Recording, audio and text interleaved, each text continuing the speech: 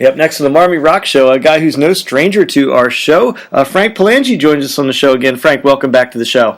Hey, man, thanks for having me again. So I know it's been since July since we talked to you, and you got all kinds of cool stuff going on. So before we get into it, man, I do want to ask you, I'm going to play Frozen tonight just in honor of the blizzard. How did you guys make out with the weather? You're kind of far up north there.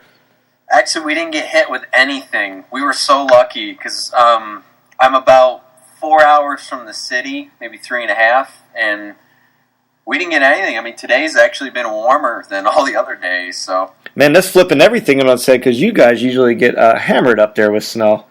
Oh, yeah. We would be, I don't know where it'd be at up here. Hey, man, so you've got, as I was getting ready to talk to you tonight, you've got a ton of cool gigs coming up. So I know one of them you want to talk about is coming right up. So tell us about the big gig you got coming up. I literally just landed, and this is within a week's notice of the show, as playing with Candlebox. It's an acoustic show at the Egg in Albany, New York. Now, have you ever played with Kevin before? I haven't. I played at the venue before with Three Doors Down, but I've never met them or played a show with them yet.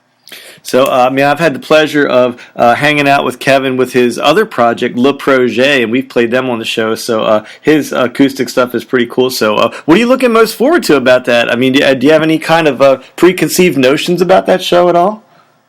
I think kind of similar to the last one, maybe. You know, I kind of have at least something to suspect, but it's going to be.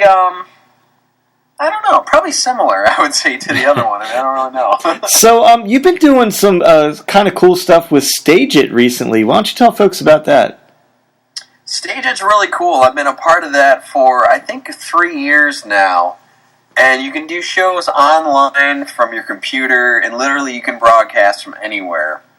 If you want to do, you and your acoustic in your living room, or anywhere. If you're out at a cafe or whatever, and people tune in. You either do pay what you can, which is as cheap as 10 cents, or you set like a ticket rate of a couple bucks or something like that. But it's cool. There's usually about 20, 30-minute sets, and they go over a little bit, and you can fans type in and you answer them questions, and you can play whatever you want and kind of do whatever you want. So I got to ask you about another gig, because only somebody in New England could be playing something called Chowderfest. What is up with Chowderfest? I don't know. I just literally, I had the gig booked, and they're like, by the way, it's Chowderfest. Can you play earlier? And can you play an hour more? And I go, okay. So you don't actually know what to expect with the chowder, I guess. No, I have no idea what's going on. I saw that, and I just had to laugh at the name of that one. So, hey, let's talk about Break These Chains, man. The single's still going strong. How long has that been out now? It's been out since August, and wow. I think I sent it to you guys early, though, when it came out. And we're actually just hitting some of the indie FM stations and stuff right now, and we're hoping to get it to chart somewhere here with them and see where it goes from there.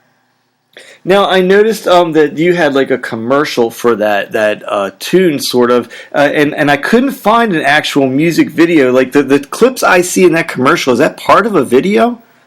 No, we just went out and filmed it for the commercial. It was for Time Warner Cable, and it aired up here in New York for 4 weeks. It was on Sci-Fi, VH1, FX. I think those were the 3 channels. Now, is there hope of an upcoming video for the tune, or is it just? I know sometimes it's not even worth it these days, because it just goes to YouTube. Are you thinking of doing another video for it, or no? If somebody offers, I mean, to be honest, the schools and stuff have done all my videos up to I think Hope, and I've never really had to pay for a video, which is great. But my funds and kind of where I want to go next with the video would require, hiring somebody and this whole rig and a little more involved. And I just don't have that right now. And I think what I'm going to be doing coming up, too, I don't think I'll actually have time for it.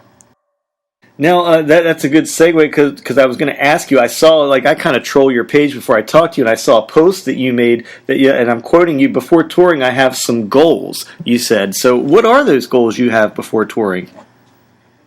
It's basically just to work on a lot of basic things, just to try to maybe get more people to sign up for the mailing list. That way, when all the shows go around, they'll get notifications of where I'm playing.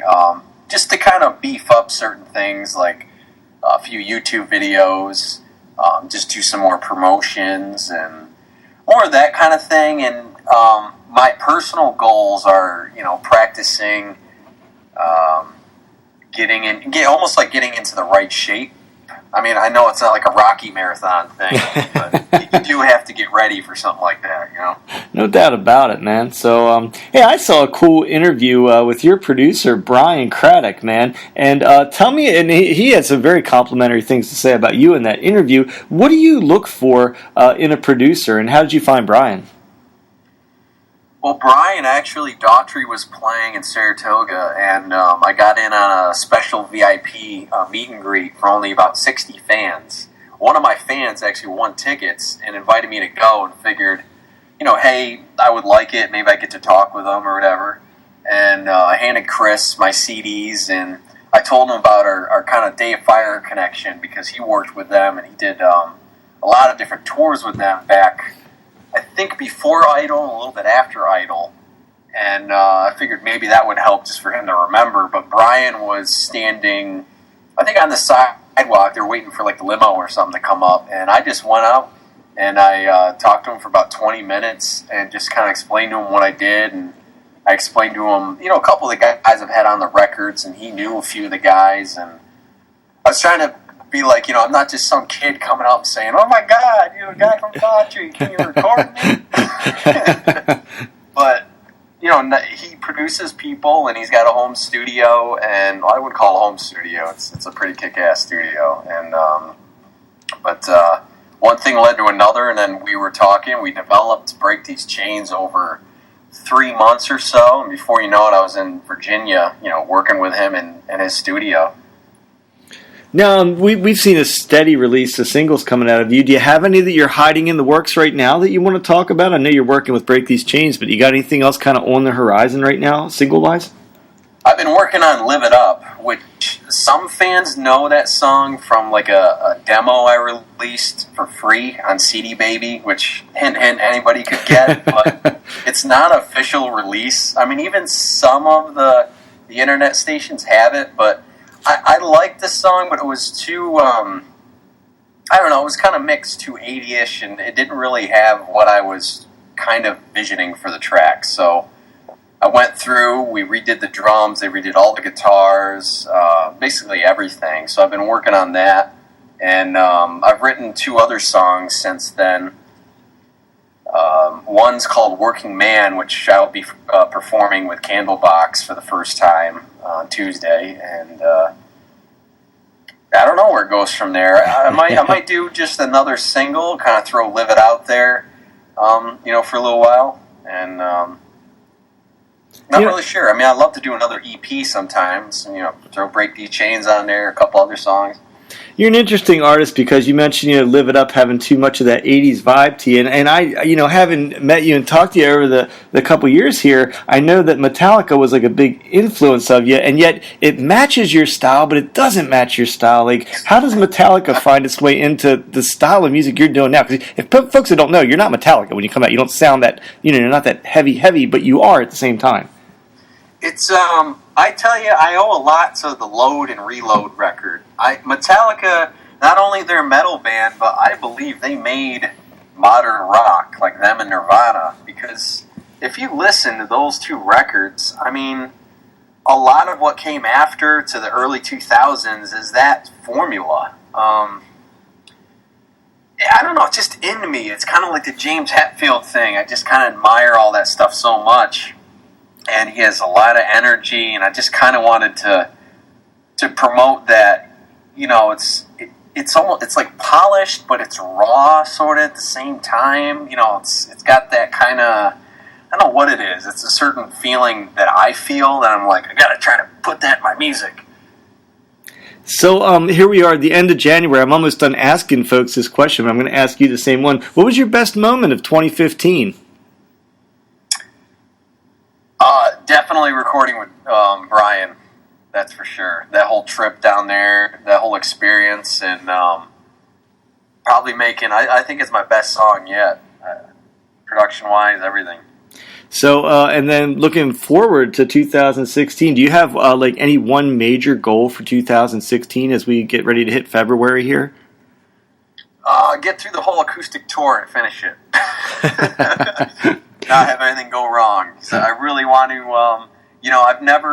I did a lot of one-offs. I play a lot every weekend almost, but I've never done a tour through all these different states. Maybe not the whole country, but, more than a couple of states, Well, one cool thing about an acoustic tour, now you don't have to rent a bus, right? You can kind of do the whole car thing getting around. Is that what you're going to be rolling in?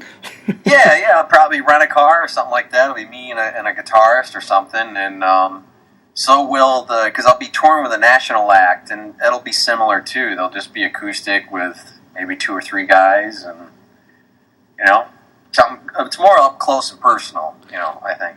I always love acoustic music. So, hey, always a good time talking to Frank Palangi, man. And the single Break These Chains is floating around out there now. And as he hinted, you can go find Live It Up still out there floating around as well on CD, baby. So, Frank, always a pleasure talking to you, man. Folks, go out and catch him on his acoustic tour. Thanks for being here, man.